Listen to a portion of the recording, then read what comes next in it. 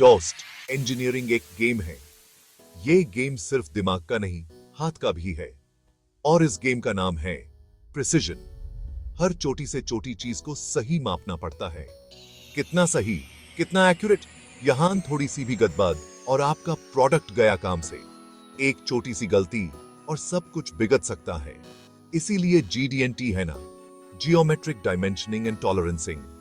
ये एक ऐसा टूल है जो हर इंजीनियर के लिए जरूरी है। इंजीनियरिंग ड्राइंग्स में एकदम सही मेजरमेंट्स और लिमिट्स डिफाइन करने का तरीका। ये इंश्योर करता है कि हर पार्ट परफेक्ट फिट हो। पहले के जमाने में इंजीनियर्स ड्राइंग्स में सिर्फ साइज लिखते थे, लेकिन आजकल हम शेप और पोजीशन भी लिखते हैं। लेकिन साइज ही सब कुछ नहीं होता। शेप भी मैटर करता है, पोजीशन भी मैटर करता है। शेप भी मैटर करता है, पोजीशन भी मैटर करता है।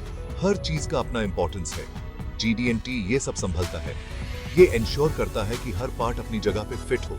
एडिटिव मैन्युफैक्चरिंग, जिसे हम 3D प्रिंटिंग भी कहते हैं, उसमें तो और भी इंपॉर्टेंट है।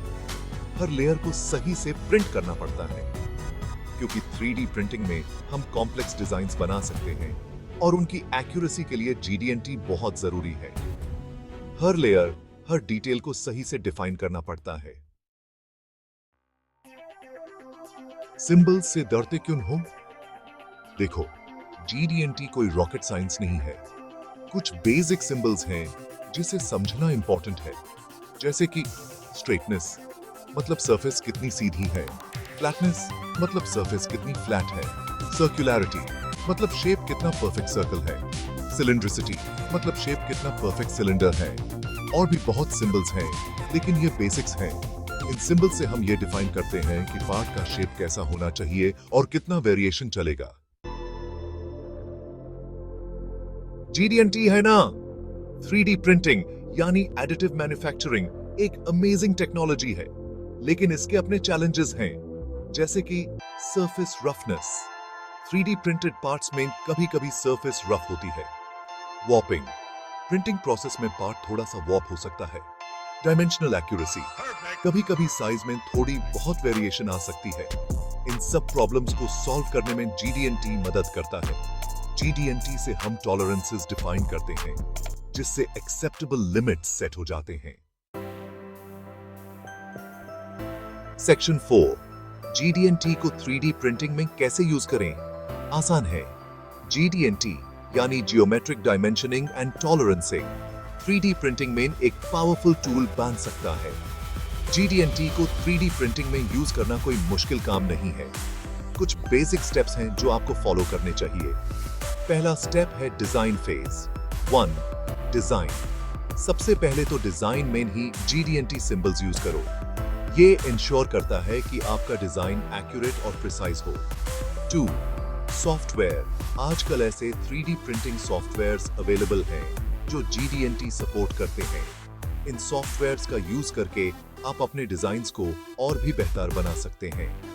3, इंस्पेक्शन। प्रिंटिंग के बाद पार्ट्स को इंस्पेक्ट करो और देखो कि वो जीडीएनटी स्पेसिफिकेशंस के अकॉर्डिंग है या नहीं। इंस्पेक्शन टूल्स का यूज करके आप पार्ट्स की एक्यूरेसी चेक कर सकते हैं।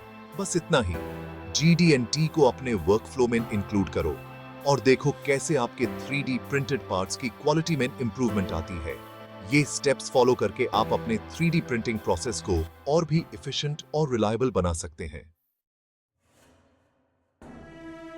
सेक्शन 5, मेटल 3D प्रिंटिंग और जीडीएनटी बेस्ट जोड़ी। ये दोनों मिलकर मैन्युफैक्चरिंग को नेक्स्ट लेवल पे ले जाते हैं। मेटल 3D प्रिंटिंग ये तो नेक्स्ट लेवल की चीज है बॉस। इसे हम कॉम्प्लेक्स डिजाइन्स को आसानी से बना सकते हैं। इसे हम एरोस्पेस, मेडिकल और ऑटोमोटिव इंडस्ट्रीज में कॉम्प्लेक्स पार्ट्स बना सकते हैं। ये पार्ट्स लाइटवेट और ड्यूरेबल होते हैं, लेकिन मेटल 3D प्रिंटिंग में एक्यूरेसी और भी ज्यादा इंपॉर्टेंट है। हर पार्ट का प्रिसिजन क्रिटिकल होता है और यहां पर जीडीएनटी काफी हेल्पफुल है। जीडीएनटी से हम इंश्योर करते हैं कि पार्ट्स परफेक्टली फिट हो। जीडीएनटी से हम मेटल पार्ट्स की क्वालिटी और परफॉर्मेंस इंश्योर कर सकते हैं। ये क्वालिटी कंट्रोल का एक इंपॉर्टेंट हिस्सा है। तो दोस्तों, जीडीएनटी को लाइटली मत लो। ये मैन्युफैक्चरिंग प्रोसेस को स्ट्रीमलाइन करता है। ये एक इंपॉर्टेंट टूल है जो एडिटिव मैन्युफैक्चरिंग को और भी पावरफुल बनाता है। GD&T के बिना प्रिसिजन और क्वालिटी मेंटेन करना मुश्किल होता।